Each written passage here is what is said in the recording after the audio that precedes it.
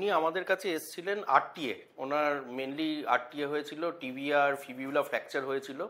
তো সেটা ইনস্ট্রুমেন্টেশন দিয়ে মানে ইন্টারনাল ফিক্সেশন দিয়ে ফিক্স করা হয়। তো ফিক্স করবার পর আমাদের একটা পিরিয়ড থাকে যেই সময় নন ওয়েট বিয়ারিং পিরিয়ড থাকে। তো নন ওয়েট বিয়ারিং পিরিয়ডে কি হয়, ওনার এই যে অ্যাকিলিস টেন্ডনটা, এই অ্যাকিলিস টেন্ডনটা খুব টাইট হয়ে যায়।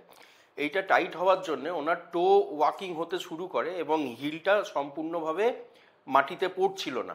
এটা একটা খুব প্রবলেমেটিক বা আমাদের জন্য চ্যালেঞ্জিং ব্যাপার ছিল। তো আমরা এইখানে ফিটোফাইনে ক্লিনিকে যেটা করছি সেটা হচ্ছে আমরা এই অ্যাকিলিস টেন্ডনটাকে এমএফআর করছি, অ্যাকিলিস টেন্ডনে আমরা ম্যাট্রিক্স করছি এবং এখানে ক্যালকেনিয়াস মোবিলাইজেশন করে আমরা এই জায়গাটাকে মোবিলাইজ করবার চেষ্টা করছি যাতে ওয়েটটা সিমেট্রিক্যালি ডিস্ট্রিবিউশন হয়।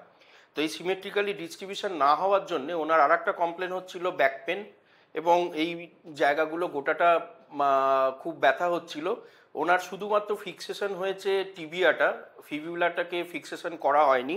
তো সেটাও আমাদের একটা রিহ্যাবিলিটেশনের চ্যালেঞ্জ হিসেবে ছিল।